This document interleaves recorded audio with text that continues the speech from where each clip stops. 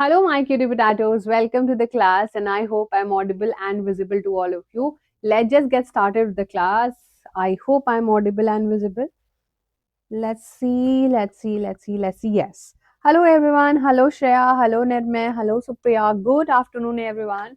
It's Sunday, and you guys are enjoying your Sunday today. But हम आज एक हमारा बहुत important chapter करने वाले हैं, that is electoral politics. One short video, and then after that we'll also try to do some questions. ठीक है? Hello everyone. Hello इंद्रजीत. कैसे हो आप सब लोग? Are you guys doing fine? क्या चल रहा था इससे पहले? कैसे हैं आप सब? हेलो ग्लेम्स। चलो, सो आज के चैप्टर को शुरू करने से पहले we are going to discuss a lot, and अभी तक हमने हमारे जो मोस्ट इम्पोर्टेंट चैप्टर्स हैं वो कर लिए हैं। अब आगे आगे धीरे धीरे हम और भी चैप्टर्स करेंगे। ठीक है, चलो जल्दी से ज्वाइन कर लीजिए। वैभवी भी आ गई है। ओके, ठीक है, all good. How are you guys doing? मतलब आप लोगों का हाफ ईयरली तो हो गया ना अच्छे से? How was your half yearly? Half yearly कैसे हुए हैं बताना एक बार मुझे। How was your half yearlies? Hello Pramod, hello Shreya, hello Kriti. सही हुए हैं कि ठीक ठाक हुए हैं कि अच्छा अच्छे हुए हैं या बहुत अच्छे हुए हैं? Like I have given you MCQ जैसे ऑप्शंस। ठीक है, अच्छे हुए हैं। ठीक है, फिर डायरेक्ट क्वेश्चन वो तो आते ही हैं। Climate chapter line by line NCERT ना? Yes, that is also coming soon. Line by line पढ़ेंगी वैभवी। वैसे हमने उसका थोड़ा सा चैप्टर को समझने की कोशिश करी हुई है, बट यस एनसीईआरटी से हम लाइन बाय लाइन कर सकते हैं। अच्छा, बहुत लोगों के हाफ ईयरली हुए ही नहीं अभी यार। ये तुम्हारे स्कूल बहुत लेट नहीं कर रहा है, बिकॉज ऑब्वियसली आफ्टर दिवाली तो there is no point of having half yearlies, है ना? और अभी तक तुम्हारे स्कूल में बता ही नहीं रहे हैं, तो they are not taking you seriously guys. ये दिस इज वेरी बैड। तुम लोगों को क्या पता हाफ ईयरली हो गया हो, तुम्हें पता ही ना चला हो। थोड़ा अपडेटेड रहा करो। चलो स्टार्ट करते हैं चैप्टर को, एंड चैप्टर का नाम है बच्चा इलेक्टोरल पॉलिटिक्स। ओके, अब ये जो हम पूरी कहानी अभी तक पढ़ के आए हैं कि जो इलेक्शंस में लोग आते हैं वो कैसे आते हैं, या फिर फॉर एग्जांपल ये जो इलेक्शंस से रिलेटेड पॉलिटिक्स होती है वो कौन सी ऑर्गेनाइजेशन होती है जो सारी चीजों को संभालती है, ये सारी बेसिक चीजें आज के इस क्लास में हम लोग विल ट्राई टू अंडरस्टैंड। ठीक है, चलो कंग्रेचुलेशन एवरीवन।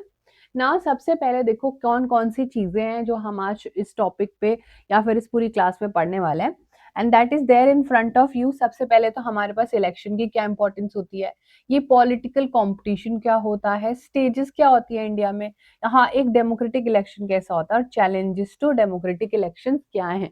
ये जो सामने ये जो आपको पीछे एक मशीन टाइप का दिख रहा है ना, और ये जो यहाँ पर ये this is called as EVM machine. ये ईवीएम मशीन होती है, अगर आपको नहीं पता है, बिकॉज ऑब्वियसली अभी you guys are not 18 above. जो भी लोग 18 और 18 अबव होता है वही वोटिंग राइट्स होता है उन्हीं को, because that is how things work. आप लोगों को अभी वोटिंग राइट नहीं मिला है, तो आप लोगों ने अभी तक वोट नहीं दिया होगा, तो आप लोगों को भी समझ नहीं आया है कि कैसे वोटिंग होती है ना? Now we will try to cover all these topics, कैसे क्या होता है, इंपॉर्टेंस क्या इलेक्शंस की, इलेक्शंस क्यों होते हैं, कैसे होते हैं, तो ये सब चीजें हम लोग समझेंगे। ठीक है, देखो सबसे पहला हमारा टॉपिक आ रहा है इंपॉर्टेंस ऑफ इलेक्शंस। एक्चुअली में इसके लिए हमारे पास एक बहुत अच्छी सी स्टोरी है।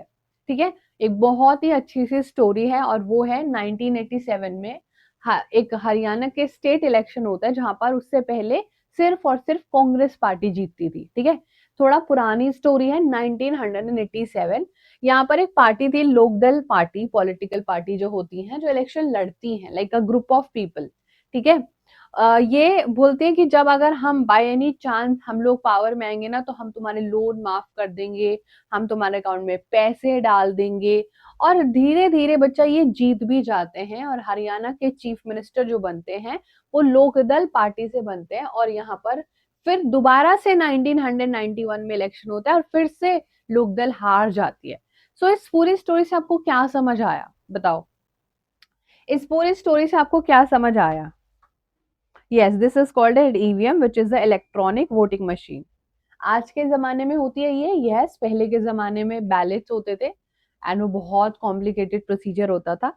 अब है ना, अब देखो यहाँ पर एक चीज हमें समझ में आ रही है, और ये इलेक्शंस जो 1987 में हुए थे, जिसमें लोकदल पार्टी जीत गई थी और चीफ मिनिस्टर जो हरियाणा के बने थे वो लोकदल पार्टी के बने थे। लेकिन 1991 में जब इलेक्शन हुए तो फिर से ये पार्टी हार गई, विच शोज कि भले ही आप कितने भी अच्छे हैं, चाहे आपने लोगों के लोन्स माफ कर दिए हैं, लोगों का उधार ही उतार दिया, बहुत अच्छा उनके लिए कर दिया है, but there is no guarantee कि आप दोबारा से इलेक्शन में आएंगे।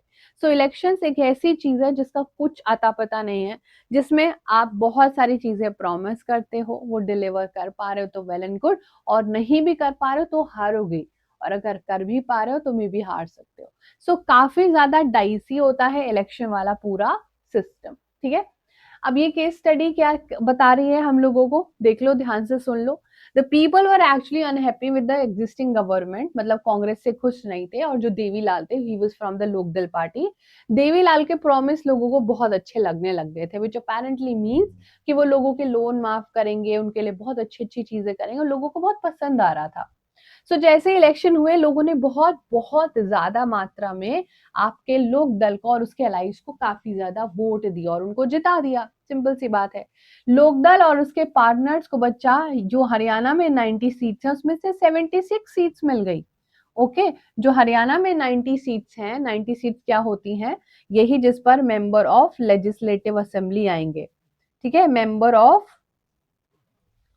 लेजिस्लेटिव असेंबली, क्योंकि स्टेट में मेंबर ऑफ लेजिस्लेटिव असेंबली, इसमें हरियाणा में 90 सीट्स हैं। हर जगह 90 होती है? नो, हर जगह 90 नहीं होती है ना, हर जगह अलग अलग होती है। वी कैन नॉट डिसाइड कि कहाँ पर कितनी सीट्स होंगी, वो उसके पॉपुलेशन पर डिपेंड करता है। फॉर एग्जाम्पल, जैसे कि सबसे ज्यादा यूपी की population which is Uttar Pradesh, तो वहां पर सबसे ज्यादा लोग रहते हैं, है ना, तो इसलिए वहां पर सीट्स भी ज्यादा है। तो ये सारे प्रॉमिस किए और लोकदल की पार्टी बच्चा यहाँ पर हुए, और लोकदल ने अपनी सीट्स भी जीत ली। लोकदल ने अलोन ही 60 सीट जीत ली यहाँ पर, जो कि उसके अलाइज की थी बाकी 16, और कांग्रेस को सिर्फ 5 सीट्स मिली। And once the elections were done, तो फिर कौन जीता? Obviously it is possible for the people to sit together every day and take all decision. अब बताओ जल्दी से, ये जो चीजें हुई ये हमने 5 साल में करी थी, ठीक है। एवरी 5th ईयर हमारे इलेक्शंस होते हैं, चाहे वो स्टेट के इलेक्शन हो चाहे वो लोकसभा के इलेक्शन हो। Now you guys must be wondering कि स्टेट और लोकसभा के इलेक्शंस क्या होता है, क्यों होता है। सो लेट मी एक्सप्लेन ये पूरा पोर्शन। देखो, अगर हम पूरे इंडिया की बात करते हैं तो उसके लिए पूरे इंडिया के लिए लोकसभा के इलेक्शंस होते हैं, ठीक है, लोकसभा जिसमें 543 सीट्स होती हैं। फिर हमारे पास इतनी सारी स्टेट्स हैं, जब हम स्टेट इलेक्शन करते हैं तो उस स्टेट में हम लोग बच्चा बोलते हैं member of legislative assembly. Legislative assembly, जैसे गोवा, क्या हो रहा है ये, ठीक है। These are all different different things, ये हम लोगों को याद रखनी है। दोनों के एक साथ नहीं होते हैं। जैसे अभी बिहार में इलेक्शन चलने वाला है, ठीक है, बिहार में इलेक्शन चलने वाला है। सो यू सी कि ये हमारे क्या होता है, ये भी 5th ईयर में होते हैं और ये भी 5th ईयर में होते हैं, दोनों हर 5 साल बाद होते हैं, ठीक है। और अब हमारा टॉपिक है केस स्टडी, हमने जीत ली। अब हमें समझ आया कि आखिरकार ये 5 साल तक हम तो नहीं बैठ सकते ना जाके, तो हम अपना रिप्रेजेंटेटिव भेज देते हैं, है ना। हमारे पास इतना टाइम है नहीं कि हम हर रोज ये सारी चीजें डिस्कस कर सके। मैम हमें तो हमारा सिलेबस भी कंप्लीट करना है, हमें तो बहुत सारी चीजें पढ़नी है ना, एग्जैक्टली तो हम क्या करते हैं, people require mechanism by which they can choose there representatives, और उन्हें इलेक्शंस कहते हैं। और इस पूरी केस स्टडी से हमें समझ आया, ये जो पूरा हमने शुरू किया था, देवीलाल कांग्रेस उनके अलाई सीट्स जीत गए, क्योंकि ये हमने हमारे रिप्रेजेंटेटिव्स भेज दिए कि जाओ आप अपनी पावर, लेकिन किस कौन से मैकेनिज्म से? इलेक्शन। इलेक्शन के मैकेनिज्म से बच्चा हम अपने रिप्रेजेंटेटिव्स को भेज देते हैं कि जाओ आप हमारे लिए रूल्स रेगुलेशंस बनाओ। क्या ये गलत रूल्स रेगुलेशन भी बना देते हैं? यस। क्या हम उसके खिलाफ आवाज उठा सकते हैं? यस। चलो बताओ, ऑल क्लियर? हाँ, इसीलिए रेगुलर इलेक्शन प्रेफर होते हैं, ताकि कोई भी अपने डिस्पोटिक पावर ना दिखाए, है ना। So is there any democratic way of selecting representative without election? No. मतलब ये नहीं कह सकते हो कि विदाउट इलेक्शन हो जाएंगी चीजें, फिर तो कोई भी अगर मेरे पास अनलिमिटेड पावर आ जाए कि आप मेरे यहाँ पर तो हर मंथ मॉनिटर बदलता था। When I used to be the monitor, तो हमारे यहाँ पर हर मंथ में मॉनिटर बदल जाता था। क्यों? बिकॉज ऑब्वियसली एक मॉनिटर को हमेशा मॉनिटर रखेंगे ना, तो वो अपने डिस्पोटिक पावर दिखाना शुरू कर देगा, है ना। अब आप बोल रहे हो मैम रिप्रेजेंटेटिव क्या होता है? Very nice.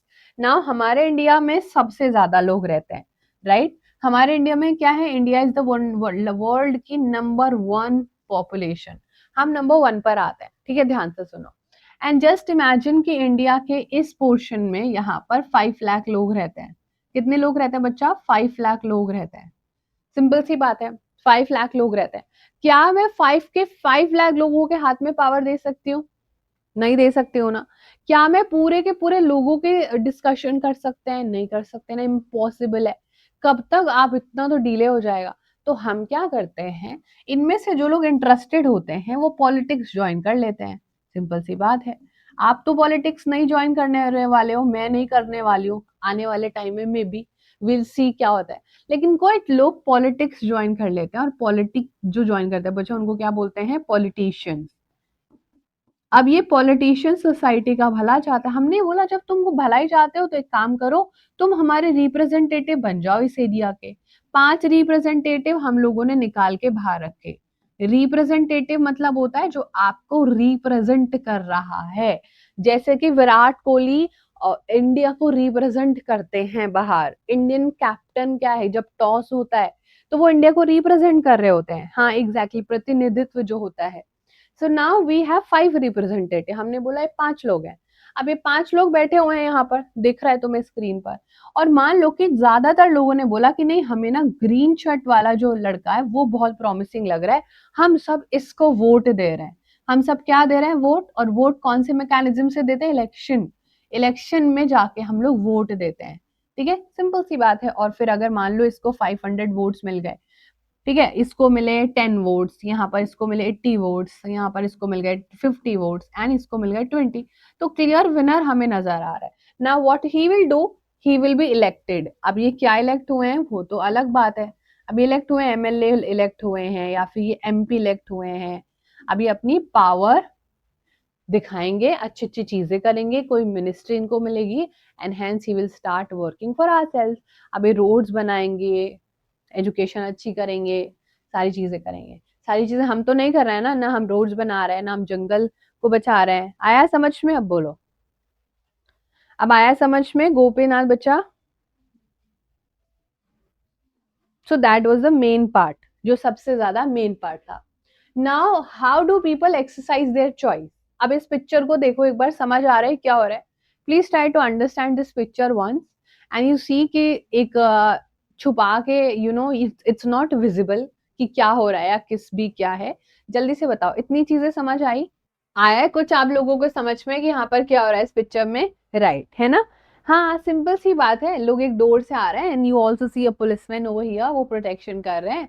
सब सीनियर सिटीजन्स भी हैं, women is also here, boys man सब कोई है, and they are doing, what are they doing? ये इलेक्शन में वोट देना है। अब इस पूरे प्रोसीजर को विल ट्राई टू अंडरस्टैंड, क्या हो रहा है क्या होता है, थोड़ा थोड़ा सा हम समझने की कोशिश करते हैं। देखो what is election. So India सबसे पहले तो लार्जेस्ट डेमोक्रेसी है इन द वर्ल्ड, सबसे इंपॉर्टेंट चीज। इलेक्शन कंडक्ट होते हैं रेगुलर इंटरवल्स पर, ताकि लोग अपने रिप्रेजेंटेटिव्स को चूज कर सके। अभी जो हमने किया था यही तो किया था, हमने हमारा रिप्रेजेंटेटिव को चूज कर लिया कि भाई इन सब में से हमें आप सबसे अच्छे लग रहे हो, आप प्रॉमिसिंग लग रहे हो, आप आ जाओ बैठो और हमारे लिए रूल्स रेगुलेशन बनाओ। सिंपल सी बात है, ठीक है। अब यहाँ पर क्या हो रहा है, रिप्रेजेंटेटिव्स जब जीत जाएंगे, अब यहाँ पर ये वाली जो वोटिंग मशीन है, ये इस तरीके से वोट दे रहे हैं, ओके। अब इसमें पार्टीज का नाम होता है, ठीक है। अब ये जो हमारा, ये एग्जैक्टली जो आपको पिक्चर नजर आ रही है ना, ये एग्जैक्टली जो पिक्चर नजर आ रही है, ये हमारी वोटिंग मशीन है। और जैसे ही आप वहां पर वोट देने जाते हो तो वहां पर एक सिंबल बना होता है और पार्टी का नाम लिखा होता है, ठीक है। इस तरीके से मान लो फॉर एग्जाम्पल यहाँ पर आपको एक्स अरे ठीक है, एक्स लिखा होगा, वाई लिखा होगा, जेड, के, डब्ल्यू। अब यहाँ पर क्या लोगोगे आप? हम लोगों को तो मैम जेड को वोट करना है, तो you will press this button और वो काउंट हो जाएगा यही कर रहे हैं बस, वो जो इस पिक्चर में लोग कर रहे हैं ना, यहाँ पर इस पिक्चर में एग्जैक्टली यही हो रहा है। वोटिंग मशीन रखी हुई है and then they are pressing the button, as simple as that. अब इससे क्या होता है बच्चा, वो अपना रिप्रेजेंटेटिव चूज कर लेते हैं कि हमको ये अच्छा लग रहा है, और हमें पता है अगर हमने इसको पावर दिया तो डेफिनेटली ही और she will talk about us, he will understand अस। ठीक है, जैसे कि मैंने यहाँ पर ईशान को रख लिया है और मुझे पता है कि ईशान बहुत अंडरस्टैंडिंग है, उसके वर्ड्स मुझे बहुत अच्छे लग रहे हैं, जिस वे से वो अपने आप को प्रेजेंट कर रहा है, आई एम लाइक ये सब कुछ संभाल लेगा। एंड ना सब लोगों ने मिलकर कलेक्टिवली ईशान को वोट दिया, एंड ऑब्वियसली सब लोग ईशान को वोट देंगे, दैट इज नॉट हैपनिंग। सबका अलग अलग डिस्ट्रीब्यूशन हो जाएगा वोट्स का, लेकिन जिसको सबसे ज्यादा वोट्स मिलेंगे वो जीत जाएगा।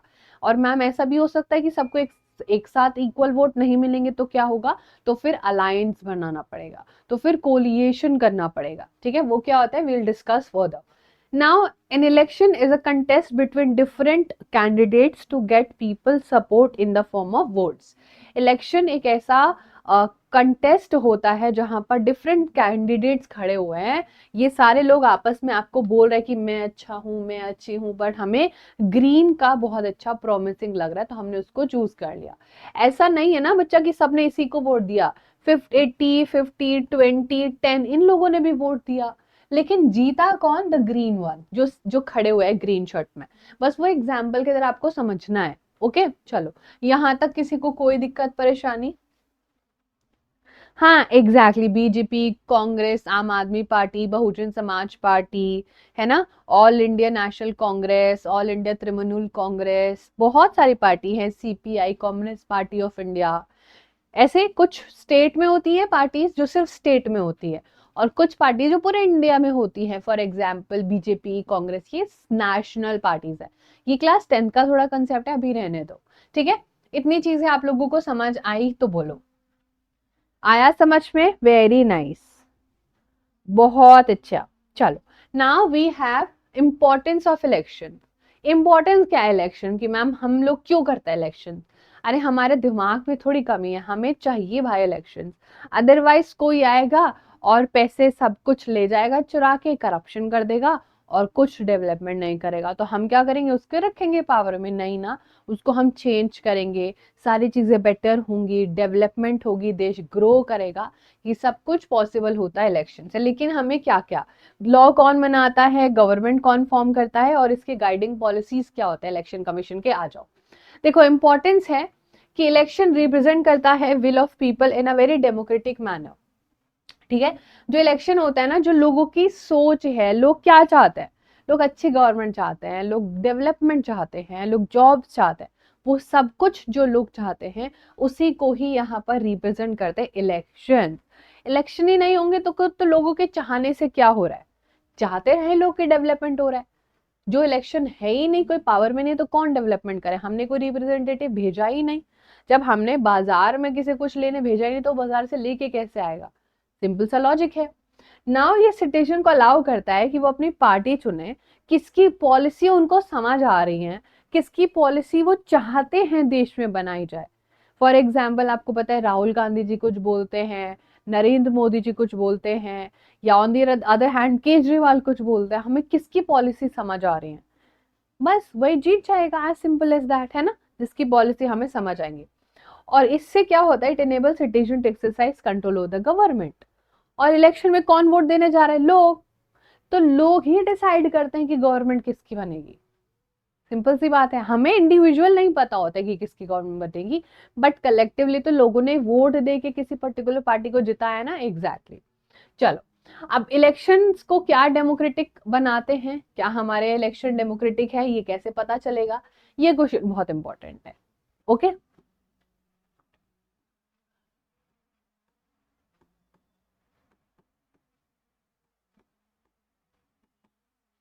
Super important question. Okay, super important question है ये, और ये क्वेश्चन का क्वेश्चन लग रहा है, इसको पूरा ही लिख देता है। सुपर इंपॉर्टेंट क्वेश्चन है, आओ देखो पढ़ो, and we'll try to understand each and every point. What makes election democracy? देखो डेमोक्रेटिक है इलेक्शन, हमें कैसे पता चलेगा? जैसे तुम लोगों को मैंने पढ़ाया था ना फर्स्ट चैप्टर में, what is democracy and why democracy. China में कोई चॉइस नहीं थी, मेक्सिको में इतना बुरा हो रखा था, जिम्बाब्वे में इतना बुरा हो रखा था, पढ़ाया ना सारा। पाकिस्तान की तो गरीब देश धज्जे उड़ा के बैठा हुआ अपनी। इंडिया में बात करें या किसी भी डेमोक्रेटिक देश में क्या होना चाहिए, everyone should be able to choose their representative, मतलब सबके पास एक वोट होना चाहिए और एक वोट की एक ही वैल्यू होनी चाहिए। डज नॉट मैटर कि आप कोई अंबानी हैं, कोई आप बहुत बड़े रिच इंसान हैं, आप गरीब हैं, ये वो नहीं होना चाहिए। हमेशा सबके वोट का एक 1:1 ही होना चाहिए और एवरीबडी हु इज अबव 18 उसको वोटिंग राइट होना चाहिए, तो वो फिर एक डेमोक्रेटिक इलेक्शन है। ओके, अदरवाइज वो डेमोक्रेटिक इलेक्शन नहीं है। Okay, there should be something to choose from. Parties and candidates should be free to contest election and offer some real choice to the voters. सच में कोई choice होनी चाहिए जिसको हम लगे कि हाँ इसको हम लोग चूज कर सकते हैं, इसको चूज करते हैं, वाह यार कंफ्यूज हो जाता है। और कभी कभी हमें पता ही नहीं होता यार, सारे तो एक जैसे लग रहा है, वही ड्रॉबैक भी है। ठीक है, देन रेगुलर इंटरवल्स पर होने चाहिए, है ना, रेगुलर इंटरवल्स पर होना चाहिए। और हमारे इंडिया में डेटा 5 साल बाद। ओके, इंडिया में हर 5 साल बाद रेगुलरली इलेक्शंस होता है। मैम 5 साल बहुत ज्यादा नहीं हो गए, बिकॉज बच्चा इंडिया जैसी बड़ी कंट्री को डेवलप करने के लिए 1 साल बिल्कुल सफिशिएंट नहीं है। इसलिए 5 साल का टाइम दिया जाता है कि जाओ 5 साल है तुम्हारे पास, अच्छा करोगे तो भी जीत सकते हो, नहीं भी करोगे तो नहीं भी जीत सकते हो। बट डेफिनेटली क्या पता अगले 5 साल बाद तुमसे भी कोई और अच्छा आ जाए जो बिल्कुल करप्शन नहीं करेगा, जो बिल्कुल पैसे नहीं खाएगा, है ना। एग्जैक्टली तो इसलिए हमें हर 5 साल बाद इलेक्शन करने रहते हैं। कैंडिडेट्स अपनी जिस भी लोगों को चाहते हैं उसको इलेक्शन में इलेक्ट करके लेके आ सकते हैं और फ्री और फेयर मैनर में इलेक्शंस होने चाहिए, इसमें कोई धांधली नहीं होनी चाहिए। ठीक है, ये 5 मार्कर का सबसे सुपर डुपर इंपॉर्टेंट क्वेश्चन है। जल्दी से बोलो, यहां तक चीजें क्लियर है? ऋषिका जनता पार्टी, वेरी नाइस।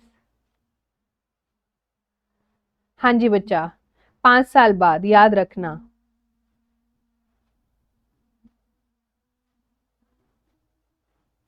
ठीक है,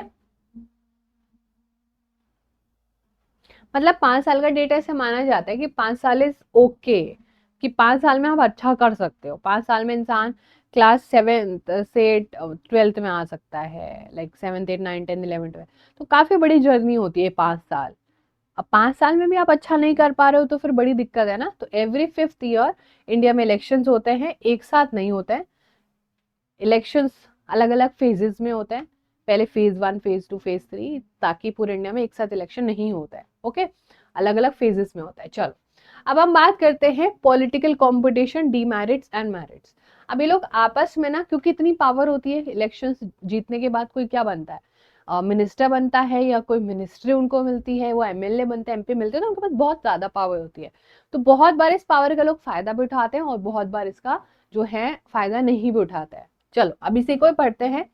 व्हाट इज पॉलिटिकल कंपटीशन? कुछ भी नहीं है, पॉलिटिकल कंपटीशन है पॉलिटिकल पार्टीज और कैंडिडेट्स के बीच में एक भयंकर कंपटीशन, ताकि वो जीत जाए और आपस में हर लाइन को भी क्रॉस करने को रेडी रहता है। लाइक बस कुछ नहीं बच्चा, 2 लोग हैं या 5 लोग हैं, वो हमेशा अपने को बेटर बताने की कोशिश करता है।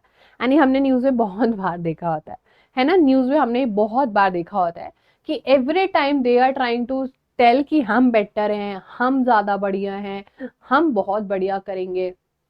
तो ये अलग अलग लोग अपनी बातें मनवाने के लिए, हम आपको 2 करोड़ रुपए अकाउंट में दे देंगे, हम 10 लाख आपको अकाउंट में दे देंगे, हम बोर्ड्स बंद करवा देंगे, हम ये करवा देंगे, जो जितना अच्छा लालच दे देगा लोग उसको वोट दे देंगे, है ना। As simple as that.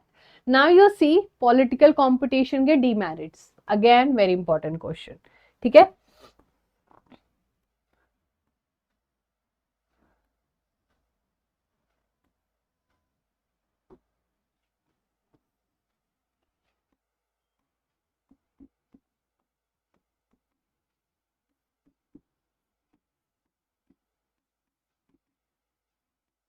Okay, very important question बचा यहाँ पर। डीमेरिट्स क्या क्या है, गलत चीजें क्या क्या हो रही है यहाँ पर।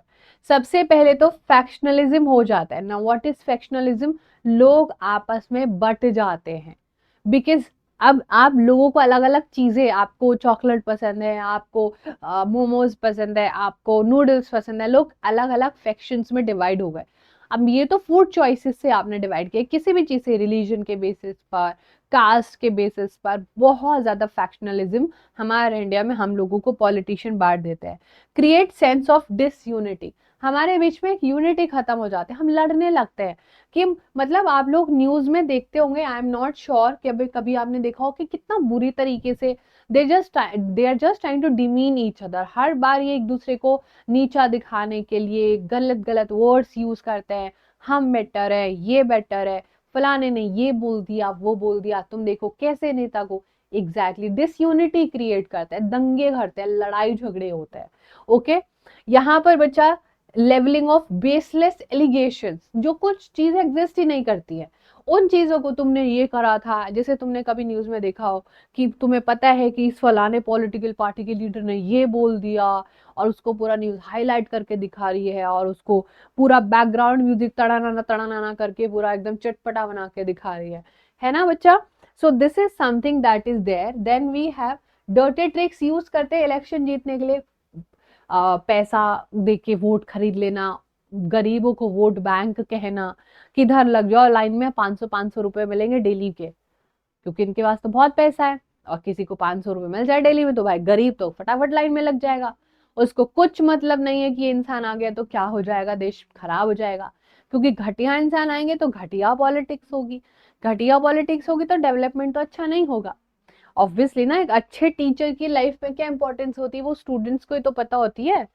अगर अच्छा टीचर आपकी लाइफ में नहीं आएगा तो कितनी सारी प्रॉब्लम्स हो जाएंगी, चीज समझ नहीं आएंगे, अच्छे मार्क्स नहीं आएंगे, सिंपल सी बात है। वैसे अच्छे लोग पॉलिटिक्स में नहीं आएंगे तो प्रॉब्लम आएगी। ओके, देन बच्चा lack sensible long term policies, ये लोग लॉन्ग टर्म बातें करते नहीं है, बस जीतने के पीछे भागे रहते हैं, है ना, बस जीतना है हमें, एक बार हम लोग जीत जाएं, लोन माफ कर देंगे आपका, आगे अच्छी सड़कें बनाएंगे, ये करें, ना ना ना ना, ऐसी कुछ बातें नहीं है, हम आपको लेटेस्ट आईफोन दिला देंगे। तो छोटी मोटी बातों से क्या हो रहा है भाई, जॉब क्रिएशन करो, रोड्स बनाओ, डेवलपमेंट करो, हाईवे बनाओ, मेडिकल फैसिलिटीज अच्छी करो, ये सारी चीज अच्छी करो, हवा पानी अच्छा करो, इंडस्ट्रीज पर कंट्रोल करो, ये सब बातें कौन करेगा? ना ना ना, ये सब बातें कुछ नहीं करते हैं, बस एक बार पावर में आ गए धोखाधड़ी करके कि आपको 10-15 लाख रुपए दे देंगे अकाउंट में, बैठ जा रहा आराम से। बस अब जो है लोग उनका मुंह देख रहे हैं, भाई कब होगा डेवलपमेंट, है ना, ये डेवलपमेंट जो आपने प्रॉमिस किया था ये कब होने वाला है? चलो, अब थोड़े से मेरिट्स भी देख लो ठीक है, इतनी बुराइयां सुन ली तो थोड़ी अच्छाइयां भी सुन लो। अब बोलो। ऋषिका बच्चा उनको हटा भी सकते हैं हम लोग, ठीक है, हम हटा भी सकते हैं उनको बीच में, अगर कुछ बहुत ज्यादा एक्सट्रीम कोई कर देना तो वो उसको रिजाइन करने के लिए मजबूर किया जा सकता है, इवन बच्चा सरकार भी गिराई जा सकती है। ओके, बट ये है कि इतना ज्यादा आजकल पॉलिटिशियंस पावरफुल हो गए हैं, इतना सब कुछ अब नहीं देखने को मिलता है। अब बहुत बार बड़े बड़े लोगों ने रिजाइन किया अपनी पोस्ट से, सरकार की सरकार गिर जाती है, बट अभी इतना नहीं देखने को मिलता है। हाँ, हम बीच में हटा सकते हैं, because at the end of the day लोगों के हाथ में पावर है। अगर बाय एनी चांस कुछ ऐसा बहुत बड़ा कुछ कर देगी कोई गवर्नमेंट कि भाई ये तो ना सहता, कोई देश के साथ धोखाधड़ी कर दी है, ये तो देश के लिए बहुत बुरा किया है, तो फिर वो हट भी सकता है। It is, they do not have despotic power. चलो, आप ये जो कंपटीशन होता है ना, ये फ्री कंपटीशन जो होता है इलेक्शन में अच्छा होता है, लाइक लोगों को पता चल जाता है कि एक्चुअली में कौन पैसे के लिए कर रहा है और कौन अच्छे के लिए कर रहा है। अब ये यहाँ पर अवेयरनेस जगाता है लोगों के बीच में, क्या करता है बच्चा, अवेयरनेस जगाता है लोगों के बीच में, लोगों को पता चल जाता है, और वो पता चल जाता है कि ये सिर्फ ड्यूटी निभा रहे हैं या सिर्फ हमारे वोट खरीदने की कोशिश कर रहे हैं। ठीक है, तो ये बेसिक सी चीजें होती हैं जो पॉलिटिकल कंपटीशन हमें ओपन आई कर देता है, हमें पता चल जाता है ना। चलो, अब एक क्वेश्चन आ रहा है, let's see if you guys are able to do this. देखो अगर आप ये कर पा रहे हो, क्वेश्चन है तुम्हारे सामने, जल्दी से बताओ। Why do we need elections? ताकि it leads to change of satisfactory representative, it allows different ideas to come to the forefront, हर बार नए नए आइडियाज आते रहे, people get to exercise that choice in a democratic manner, या all of the above. देखते हैं आप लोग कर पा रहे हो या नहीं,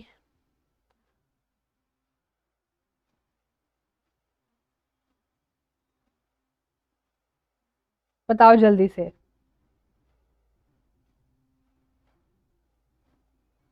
पक्का D? Yes, D is the correct answer, ताकि बच्चा हम लोगों को जो भी अनसेटिस्फैक्टरी रिप्रेजेंटेटिव जो कि मैंने अभी आपको बताया, अगर कोई गलत इंसान आ गया तो हम उसको चेंज कर सके। सिंपल सी बात है, डिफरेंट आइडियाज आ सके। जैसे कि हमने देखा ना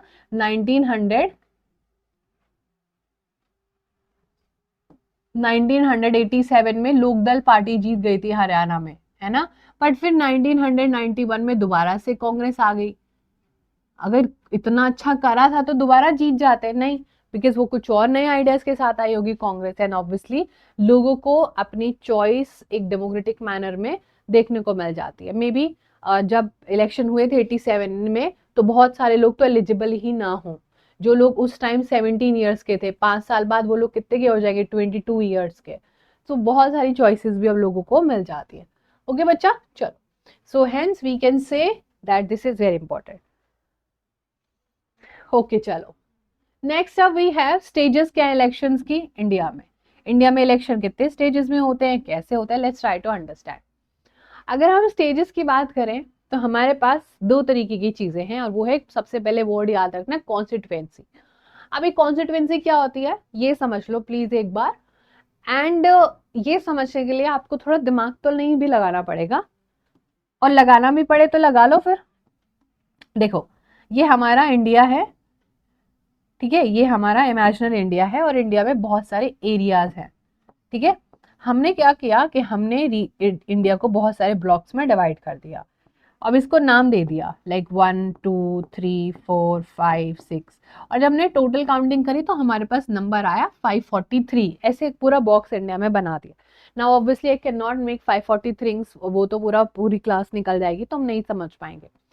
अब हमने क्या किया बच्चा, इस कॉन्स्टिट्यूएंसी को, ये जो कॉन्स्टिट्यूएंसी आपको दिख रही है, इसको बोलते हैं एरिया रिप्रेजेंटेटिव। जो एक पर्टिकुलर एरिया में एक रिप्रेजेंटेटिव होगा, उसमें जितने लोग रह रहे होंगे उनके लिए वो डेवलपमेंट करेगा। As simple as that. चलो एक बार और समझते हैं इसको। मान लो इंडिया में कोई ए जगह है, कोई बी जगह है, ठीक है, और मेरी कॉन्स्टिट्यूएंसी नंबर ए और कॉन्स्टिट्यूएंसी नंबर बी। यहां पर रह रहे हैं 4 लाख लोग, और यहां पर रह रहे हैं 2 लाख पीपल।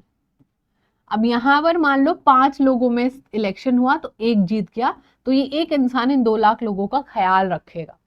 ख्याल रखना ये नहीं है कि फिर उनको खाना वाना हाथों से खिलेगा, नहीं नहीं, उनको अच्छी फैसिलिटी, इलेक्ट्रिसिटी टाइम से देना, और अच्छी उनके लिए रोड्स बनाना, सेफ्टी का कंसर्न करना, सारी चीज़ें उन तक टाइम से पहुंच जाएं, वो लोग ट्रैवल अच्छे से कर पाएं, बिजली पानी की कोई प्रॉब्लम ना हो उनको, राइट। तो वो सारी चीज़ें बच्चा यहाँ पर डेवलपमेंट की करेंगे, सेफ्टी बना के रखेंगे, कोई प्रॉब्लम लोगों की हो रही है उसको सॉल्व करेंगे। एंड सेम चीज़ बच्चा एरिया बी में भी हम लोग यहाँ पर किसी भी दो इंसान को भी चुन सकते हैं, बिकॉज पॉपुलेशन बढ़ती जाएगी तो रिप्रेजेंटेटिव्स भी बढ़ते जाएंगे। As simple as that. आया समझ में? बस यही होता है आपके। दो टाइप की होती है। पार्लियामेंट्री में होते हैं एमएलए, ठीक है, पार्लियामेंट में होता है एमपी, बिकॉज हमारे पास एक ही पार्लियामेंट है which is in Delhi, member of parliament. और एक होती है असेंबली कॉन्स्टिट्यूएंसी, जिसमें होता है एमएलए। एमएलए क्यों होता है? बिकॉज हर स्टेट में होते हैं। पूरे इंडिया में एमपी होते हैं जो 543 है, जो कि यहाँ पर पार्लियामेंट में है। असेंबली कहाँ होती है? हर स्टेट में होती है।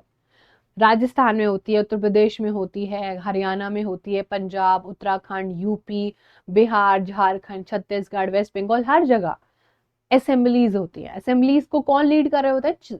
Chief minister. क्या चीफ मिनिस्टर हैं हमारे पास पूरे इंडिया के लिए? पूरे इंडिया के लिए भी है प्राइम मिनिस्टर। आ रहा है समझ में? तो स्टेट अपना अलग डेवलपमेंट देखेगी, और पूरे इंडिया कलेक्टिवली अपना डेवलपमेंट देखती है। अब इसी में ही बच्चा, पार्लियामेंट्री में 543 पार्लियामेंट्री कॉन्स्टिट्यूएंसीज है, उनको मेंबर ऑफ पार्लियामेंट कहते हैं, शॉर्ट फॉर्म में एमपी कहते हैं। Each constituency has roughly equal population. ये जो 543 constituencies हैं, इनमें सब में ऑलमोस्ट इक्वल ही पॉपुलेशन है। अब आ जाते हैं असेंबली में। असेंबली वन पार्लियामेंट्री कॉन्स्टिट्यूंसी में सेवरल असेंबली है, हर स्टेट टू स्टेट डिफर करता है, और इनको एमएलए कहते हैं, मेंबर ऑफ लेजिस्लेटिव असेंबली। बताओ, असेंबली कहाँ हो रही है? हर स्कूल में हो रही है, ठीक है, हर स्कूल में असेंबली हो रही है, तो हर स्टेट में असेंबली हो रही है, ऐसे याद रखना। बताओ जल्दी से।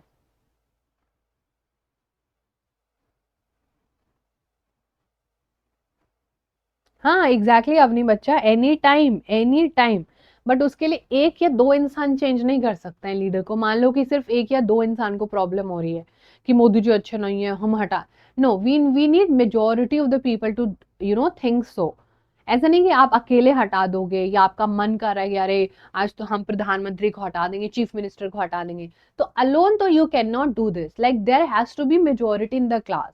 कि आपको मॉनिटर नहीं समझ आ रहा है क्लास का जो टीचर ने बनाया, तो बच्चा आप उनको अकेले नहीं हटा सकते, आपको कम से कम 10-12 बच्चों का सपोर्ट लेना पड़ेगा ना क्लास में। लाइक हमारे सिर्फ कहने से नहीं होने वाली चीजें। We are not that much of फन्ने खाना कि यार मुझे नहीं पसंद आ रहा है मोदी जी, मैं तो मोदी जी को हटा दूंगा। No no no, Modi ji को लेके कौन है, मेजोरिटी, इतने सारे लोगों ने उनको वोट दिया, जब सारे लोगों को बुरा लग जाएगा ना तो वो हटाए जा सकते हैं। Get that? चलो बताओ, do you get this one? हाँ exactly, we need majority. Okay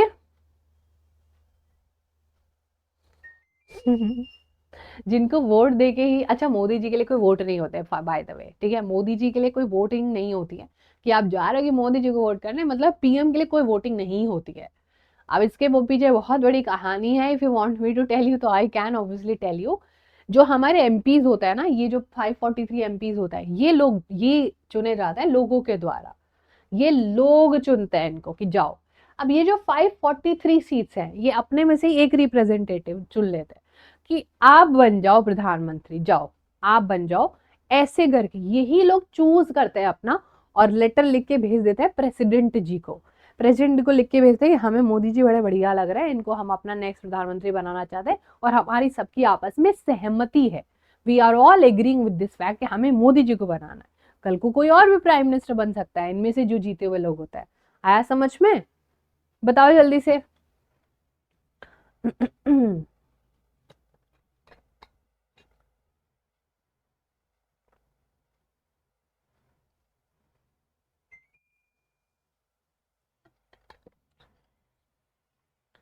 बताओ, आया समझ में बच्चा?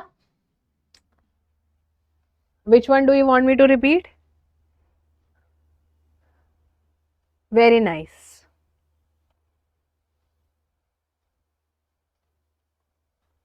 हाँ, दो लीडर को सेम वोट मिल जाता है, दो लोगों का कभी इलेक्शन नहीं होता है, बहुत सारे लोगों का इलेक्शन होता है। और obviously that will be called as tie, अगर ऐसा हो जाता है बच्चा। तो उसके लिए भी स्टोरी समझ लो। मान लो यहाँ पर एक केस लेते हैं, केस स्टडी, ठीक है। Case number is here and हमारे पास 500 सीट्स है, ठीक है। और उसमें से मुझे दो, अगर किसी की 280 सीट्स मिल गई ना तो वो अपनी गवर्नमेंट बना सकता है, ठीक है। ध्यान से सुन लो, मतलब 500 में से अगर आपके 280 मार्क्स आ गए तो आप पास हो। आप क्या हो? पास हो। मतलब ये थोड़ा सा 50 अबव जा रहा है, तो 50 अबव इश थोड़ा सा अगर है तो आप जीत रहे हो।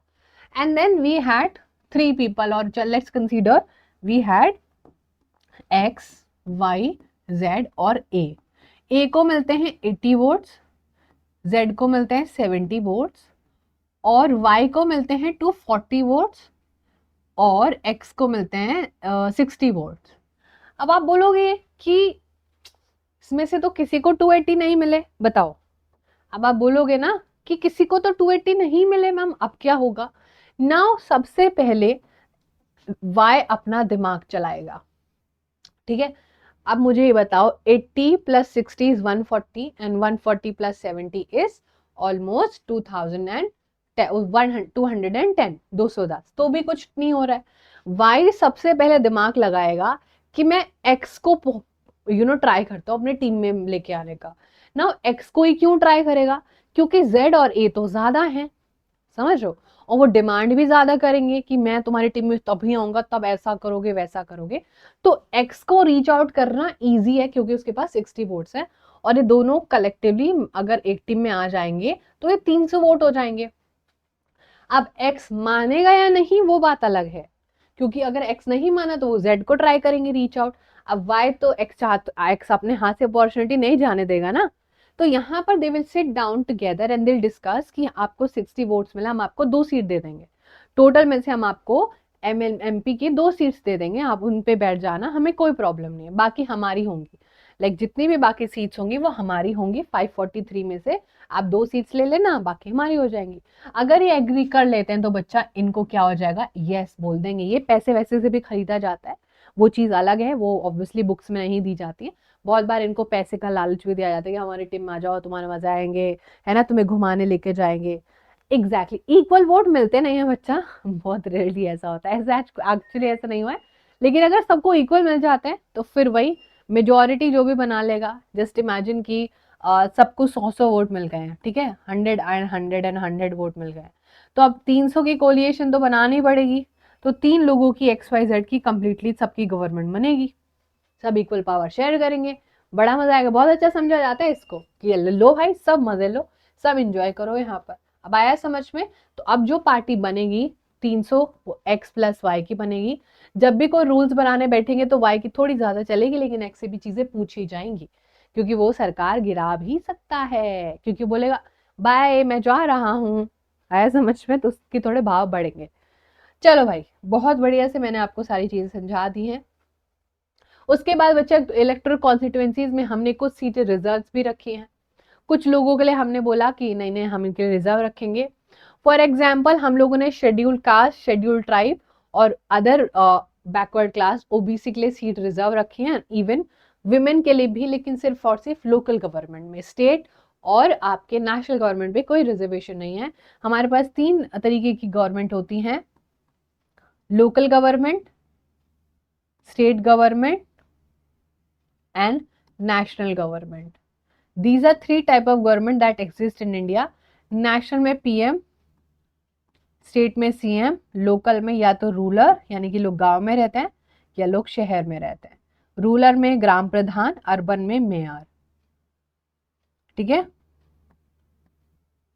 ग्राम प्रधान पंचायत सिस्टम जो होती है, ठीक है, और यहाँ पर मेयर रूल करता है। आया समझ में? Yes, these are called as 3 type of levels of government. Now ये बच्चा अपने अपने अंडर प्रिविलेज जो लोग हैं या कोई डिस्क्रिमिनेटेड कम्युनिटी रही है उनके बारे में भी यहाँ पर बातें होती हैं। चलो अब हम बात करते हैं प्रोसेस का। सबसे पहले प्रोसेस अब क्या है ये बहुत ध्यान से समझना है, बिकॉज इसके ऊपर क्वेश्चन आएगा। The most important thing is voter list. एक एलिजिबल वोटर्स की सबसे पहले बनाई जाती है लिस्ट कि कितने लोग एलिजिबल है, क्योंकि बहुत लोग चले गए हैं या फिर वो नए ऐड होंगे लिस्ट में, जो अभी उससे पहले 18 अबव नहीं थे, अब वो 18 अबव हो गए, वो लोग ऐड होंगे। या फिर बच्चा उसको क्या है, जितने भी एलिजिबल लोग हैं वो हर 5 साल बाद ये लिस्ट रिवाइज होती है, ऑलवेज रिमेंबर। क्यों ही रिवाइज होगी? क्योंकि 5 साल बाद नए लोग आए होंगे, कोई देश छोड़ के चले गए होंगे, किसी की इधर उधर शिफ्ट हो गए होंगे, कोई जिंदा ही नहीं बचे हैं, तो ये सब चेंज होती है बच्चा, ताकि वोट्स की धांधली ना हो पाए। ओके, तो ऑफिशियली इसको क्या बोलते हैं? ऑफिशियली वोटिंग लिस्ट को इलेक्टोरल रोल बोलते हैं। क्योंकि अगर इलेक्टोरल रोल खाने वाला रोल नहीं लेना है, क्योंकि अगर जो इसको नॉर्मल लैंग्वेज में वोटर लिस्ट नहीं बोलेंगे तो बच्चे बहुत कंफ्यूज हो जाते थे। नाउ ये यूनिवर्सल एरर फ्रेंचाइजी पर बेस्ड होता है। ऑब्वियसली वोटिंग लिस्ट में अगर आप 18+ हो तो ही आपका नाम होगा, तो ये मत सोचना कि मैम मैं अपने आप को रजिस्टर करके आ जाऊँ तो मेरा नाम भी आ सकता है, कैसी बातें कर रहा हूँ। ठीक है, तो बच्चा आपके पास राइट टू वोट है, हर किसी का एक वोट होता है और हर किसी की वोट की इक्वल वैल्यू होती है, ये यहाँ पर गिवन होता है। ये हर 5 साल बाद रिवाइज होती है। इसमें क्रिमिनल्स और मेंटली अनसाउंड लोगों को ऐड नहीं किया जाता है। इसमें आपको एक कार्ड मिलता है जिसको एपिक कार्ड बोलते हैं, और ये ऑब्वियसली जरूरी नहीं कि आप नहीं भी लेके जाओगे तो चलेगा। एपिक का फुल फॉर्म आपसे पूछा जा सकता है, which is election photo identity card. I have this also, ये मेरे पास भी है। जब व्हेन यू विल बिकम 18+ तो आपके पास भी होगी, अलग से ही ऊपर लिखा होता है इलेक्शन कमीशन। ठीक है, चलो, so this was about it. उसके बाद होता है नॉमिनेशन ऑफ द कैंडिडेट। अब फाइट कौन करेगा? एक पॉलिटिकल पार्टी क्या करती है, जो लीडर होते हैं, जो पार्टी का लीडर होते हैं, वो अपने कैंडिडेट को चुन लेता है। ये लो आप टिकट लो और जाओ, जनता का सपोर्ट जीतो, और जीत के ही आना, हार गए तो वेरी बैड। टिकट मिलता है नॉमिनेटेड कैंडिडेट्स को जिनकी मिनिमम एज 25 ईयर्स होनी चाहिए, उससे ज्यादा होगी तो चलेगा, उससे कम नहीं चलेगा। नॉमिनेशन फॉर्म भरना पड़ेगा, सिक्योरिटी डिपॉजिट भी देना पड़ता है, बहुत ज्यादा नहीं होता, लाखों करोड़ रुपए नहीं देने, कुछ 100-200 रुपए में ही हो जाता है। सुप्रीम कोर्ट के डायरेक्टिव होता है, देखो क्रिमिनल को नहीं देना है ticket. Declaration of seats, assets और लाइबिलिटीज करो, कितना किसके पास पैसा है सब कुछ बताओगे, तभी आपको ये जो टिकट मिल रहा है ना, ये जो टिकट यहाँ पर दे रहे हैं, ये क्या है? टिकट टू पॉलिटिकल पार्टी है, ये टिकट टू चाइना नहीं है ये। ओके, ये कोई ट्रेन का टिकट नहीं है, ये टिकट है जो आपको बोलता है कि जाओ आप इलेक्शन में पार्टिसिपेट कर सकते हो। Declaration of the pending cases, assets and liabilities and educational qualifications भी बतानी पड़ती हैं आपको जब आप नॉमिनेशन फाइल करते हो, ठीक है। ओके चलो, हाँ उसके बाद है, अब चलाएंगे नेक्स्ट, थर्ड स्टेप है कैंपेन। पहला स्टेप क्या था, वोटर्स का लिस्ट बना, पार्टी लीडर्स को टिकट मिला, नॉमिनेशन फाइल हुआ, सारे डॉक्यूमेंट्स उन्होंने सबमिट कर दिए, अब वो चलाएंगे अपना कैंपेन। कैंपेन चल रहा है पीछे कि वो देखो गाड़ी में घूम रहे हैं, यू सी हियर, एंड वो सब लोगों को बता रहे हैं कि और देखो लोग नारे लगा रहे हैं, ये है वो है ना, आप देख रहे हो, यही होता है। ये एकदम ओपन एंड फ्री डिस्कशन होता है, इसमें आप कुछ चीजें कर सकते हो, कुछ नहीं कर सकते हो, वी विल डिस्कस दिस। 2 हफ्ते का टाइम मिलता है, ऑब्वियसली 14 डेज का टाइम मिलता है, 14 डेज में आप जनता को अट्रैक्ट करोगे, बस इसमें आप अपना प्रमोशन करोगे। आप इसमें ब्राइब नहीं ले सकते हो, रिलीजन के नाम पे लोगों को अपील नहीं कर सकते हो, गवर्नमेंट के रिसोर्सेज का यूज नहीं कर सकते हो, और आप एक पर्टिकुलर सेट अमाउंट से ज्यादा पैसा यूज नहीं कर सकते हो। Model code of conduct agreed by all political party, जो मॉडल कोड ऑफ कंडक्ट जो इलेक्शन कमीशन देता है वो सबको मानना पड़ता है, ठीक है। ओके हाँ, बेसिकली रैली निकालना, एग्जैक्टली है ना, yes. Now since you have to see, election campaign हो गया, सब कुछ हो गया। मॉडल कोड ऑफ कंडक्ट में देख लो, ये इलेक्शन कमीशन देता है, पॉलिटिकल पार्टीज के लिए गाइडलाइंस होती है, बच्चा कुछ नहीं, वो क्या कर सकते हैं क्या नहीं कर सकते हैं। आप स्कूल यूज नहीं कर सकते हो, आप गवर्नमेंट व्हीकल्स नहीं यूज कर सकते हो, गवर्नमेंट का पैसा नहीं खर्च कर सकते हो, ये सब कुछ इसमें लिखा होता है, ठीक है। कोई कैंडिडेट्स और कोई भी पार्टी कोई जगह जहां पर पूजा होती है इलेक्शन प्रोपोगंडा के लिए यूज नहीं कर सकते हैं।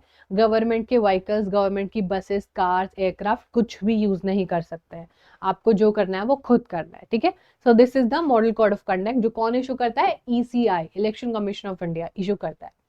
अब आ जाता है फाइनली, इलेक्शन आएंगे, लोग वोट देंगे, इलेक्शन डे आ जाएगा और फिर होंगे इलेक्शंस के वोट काउंट। ये वोटर अपना वोट देके चले जाते हैं, जहां जहां पर लोग वोट देने जाते हैं उसको पोलिंग बूथ बोलता है, बिकॉज एक स्पेसिफिक जगह होनी चाहिए ना, कहाँ जा रहे हैं, स्कूल जा रहे हैं, नहीं हम पोलिंग बूथ पर वोट देने जा रहे हैं, ये ईसीआई के द्वारा लगाया जाता है। जहां पर आपको ईवीएम्स मिल जाएंगी, आप अपना प्रेस करोगे बटन, आपके रिकॉर्ड हो जाएंगे वोट, और अब वोट बच्चा काउंट होंगे और उनका रिजल्ट बता दिया जाएगा। अब आपने पार्टी ए को वोट दिया था, बी को वोट दिया था, उनका यहाँ पर साइन बना होता है, यू सी यहाँ पर ये साइंस बने होते हैं, जो भी जीतेगा वो डिक्लेरेशन हो जाएगा। नाउ ऑब्वियसली एक और चीज जो आपको यहाँ पर याद रखनी थी, हमारे पास एक और ऑप्शन है, वो है नन ऑफ दी अबव। ये 2013 में हम लोगों ने इंट्रोड्यूस किया था, क्योंकि बहुत लोगों को कुछ पसंद ही नहीं आता था, तो वो नन ऑफ दी अबव, यानी कि वो रिजेक्ट कर देते सबको, हमें कुछ पसंद नहीं आ रहा है, ठीक है। Now none of the above जो है वो अलाउ करता है वोटर्स को फॉर्मली अपने एक्सप्रेस करने का डिसबिलीव, डिसअप्रूवल, कि उनको कोई पसंद नहीं आ रहा है, तो ये याद रखनी है, कब आया था ये भी याद रखना है, और नोटा की क्या फुल फॉर्म होती है, नन ऑफ दी अबव इसकी फुल फॉर्म होती है। नाउ हमारे पास सेकंड लास्ट टॉपिक है हमारा, that is democratic elections. Democratic elections को कौन मनाता है, chief election commission, election commission of India, जिसको कि चीफ इलेक्शन कमिश्नर हेड करते हैं। प्रेसिडेंट इनको अपॉइंट करते हैं लोकसभा के मिनिस्टर्स के कहने के बाद। ये कुछ कोड ऑफ कंडक्ट जो भी पॉलिटिकल पार्टी कैंडिडेट्स को फॉलो करनी है, ये वही डिसाइड करते हैं। ये डिसिप्लिनरी एक्शन भी ले सकते हैं अगर इनको कुछ गड़बड़ लगेगी, और ये चीफ इलेक्शन कमिश्नर को हटाना एकदम इम्पॉसिबल है। एक बार वो आ गए, एक दो बार वो सिलेक्ट हो गए, तो उनको हटाना भी इम्पॉसिबल है। प्रेसिडेंट उनको इलेक्ट कर लेते, अपॉइंट कर लेते, अपॉइंट अपॉइंट, डू नॉट से इलेक्शन अपॉइंट करते हैं। अपॉइंट का मतलब क्या होता है बच्चा, it is just a signatory thing, कि आपको अपॉइंटमेंट लेटर मिलता है, अपॉइंटमेंट हो जाती है और आप उस दिन से ज्वाइन कर लेते हो, है ना, एग्जैक्टली exactly. अब इंडिया में क्या चीजें की वजह से इलेक्शन डेमोक्रेटिक है, क्योंकि लोगों का इतना अच्छा पार्टिसिपेशन, वेरी नाइस, इतने ज्यादा प्रोपोर्शन में लोग, पुअर लोग भी, अंडर प्रिविलेज लोग भी वोट देने आते हैं, और ऑब्वियसली लोगों का इलेक्शन प्रोसेस में जो इंटरेस्ट है वो उसको डेमोक्रेटिक बनाता है। ओके, अदर देन दैट लोगों को मानना पड़ता है, रूलिंग पार्टी हार जाती है, जैसे कि अभी लोकदल हार गया था 1991 में। जितने भी घटिया तरीके होते हैं जीतने के, वो चलते नहीं है, फिर आप हार जाते हो, जैसे कि लोकदल के साथ हुआ था। इलेक्टोरल आउटकम्स अगर आपको लग रहे हैं कि वो आपको मानने ही पड़ते हैं, लोगों की वो सोच होती है, लोगों ने आपको हराया जिताया है, वो आपको मानना पड़ता है, ठीक है। ये बहुत ही कॉन्ट्राडिक्टरी टॉपिक है कि ईवीएम्स हैक करी जा सकती हैं। देखो सब कुछ पॉसिबल है and absolutely everything is possible, but we have to trust the authorities. हम अथॉरिटीज को ट्रस्ट करना रहता है बच्चा, और उसके अलावा हमारे पास कोई सवाल नहीं है। अब चैलेंजेस देख लो, ये बहुत इंपॉर्टेंट है। लोगों के लिए क्या चैलेंजेस है ना, क्या चैलेंजेस है लोगों के लिए, क्योंकि उनको कोई रियल चॉइस ही नहीं नजर आ रही। सब तो एक जैसी बातें कर रहे होते हैं, है ना, ये भी सेम बोल रहा है, ये भी सेम बोल रहा है, सबको लोग तो सेम ही बोल रहे हैं। तो हमें तो ये है, बहुत बार वो अपनी फैमिली में ही सबको टिकट घुमाते रहते हैं। बड़े बड़े जो पॉलिटिकल पार्टी के लीडर्स होते हैं अपनी फैमिली में सबको, जैसे जो आपने देखा होगा कांग्रेस कितने टाइम तक यही चीजें करती आई है ना। क्रिमिनल कनेक्शंस और पैसा बहुत ज्यादा यूज होता है इंडिया में। क्रिमिनल कनेक्शंस, जिसको जितना ज्यादा जो क्राइम करेगा वो पॉलिटिक्स में जाते हैं, जो जितना बड़ा गुंडा बन के दिखाएगा वो पॉलिटिक्स में जा रहा है। मनी का बहुत ज्यादा यूज होता है, मनी से अच्छे अच्छे लोग अपनी गलत काम दबा देते हैं। So this is very common. Now again I have a question, are you guys ready for a question? जल्दी से बताओ, आप लोग क्वेश्चन के लिए रेडी है? I have another question for all of you.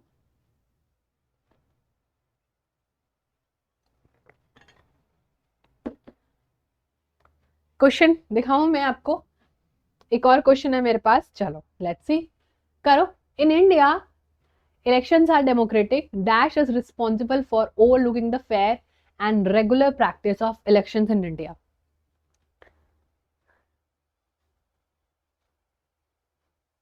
Yes Avni, I think so. I'm not sure about the exactly. बच्चा या तो आपको अपनी सिटीजनशिप बिल्कुल छोड़नी पड़ती है, या आपको फिर सिटीजनशिप लेनी पड़ती है। Okay, it is no way that somebody living here for 2 years or of that sort, no. उसका आई थिंक 8 से 10 साल का, आई थिंक 6 साल का आपको रहना पड़ता है इंडिया में। Like I am not sure if Katrina Kaif, जैसे वो she is not a Indian right, नूरा फतेही, आई होप हर नाम इज नोरा ओनली, नूरी नूरा फतेही, ऐसे बहुत सारे लोग हैं जो इंडिया के नहीं है। Those are all NRI people. वो लोग बाहर से आके हमारे देश में रह रहे हैं। हमारे यहाँ से बहुत से, जैसे Priyanka Chopra has gone to some other country ना बच्चा, अगर वो हमारे यहाँ की सिटीजन छोड़ देते हैं तो फिर उनको कोई वोटिंग राइट नहीं मिलेगा। लेकिन अगर उन्होंने छोड़ी नहीं, वो they keep coming back every 6 month, 1 साल में वो आते रहते हैं 2 बार, तो फिर वो इंडिया के सिटीजन हैं। ओके, तो तब तक उनके पास वो वोटिंग राइट रहेगा। अगर आप इंडिया की सिटीजनशिप छोड़े तो कहीं और की ले लेते हो, तो उसी दिन आप इंडिया के सिटीजन नहीं हो, आप फिर वहां के, हम नहीं रिस्पॉन्सिबल है फिर। ओके, तो इंडिया में आपको या तो सिटीजनशिप लेनी पड़ती है या फिर छोड़नी पड़ती है। छोड़ दी तो वोट नहीं दे पाओगे, और ले ली तो वोट दोगे। ठीक है, उसका क्राइटेरिया होता है। अब बताओ जल्दी से answer, let's see who are going to give the answer.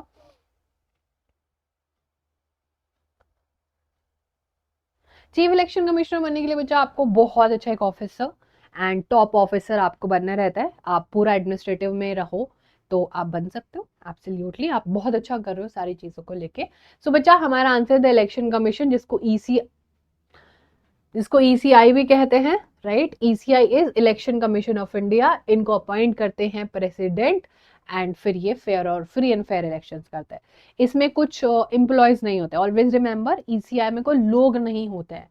जैसे इलेक्शंस आते हैं, क्योंकि 5 साल में एक बार आता है, तो जितने भी गवर्नमेंट ऑफिसर्स होते हैं, गवर्नमेंट टीचर्स होते हैं, है ना, उनकी ड्यूटीज लगती है इलेक्शंस में। एज सिंपल एज सो। अगर आपसे ये पूछा जाए कि ईसीआई का कोई स्टाफ होता है, ईसीआई का स्टाफ होता है, नहीं होता है। ईसीआई का कोई स्टाफ नहीं है। जैसे ही 5 साल बाद इलेक्शन आता है, वो लोगों को उठा लेता है, वो ऑफिसर्स को उठा लेते हैं, आईएएस आईपीएस को उठा लेता है कि हमारे लिए काम करोगे इतने महीने, 1 महीने आपको इलेक्शंस में हमारे साथ काम करना है। ओके, सरकार कुछ नहीं बोल सकती आपको, आज आप 1 महीने के लिए यहाँ पर आ रहे हो, ठीक है, आपको बढ़िया सब कुछ मिलेगा, एक्स्ट्रा पैसा मिलेगा, बढ़िया खाने पीने का इंतजाम होगा। लेकिन बच्चा किसको, यहाँ पर आप लोगों को ये सारी चीजें देखने को मिल जाती है। ऑलराइट, चलो then next we are done with the chapter. इतना हमें चैप्टर में करना था। Okay, so that was all about the electoral politics. यहाँ तक आई होप आप लोगों को बहुत अच्छी चीजें समझ में आई होंगी। You must have understood things very clearly.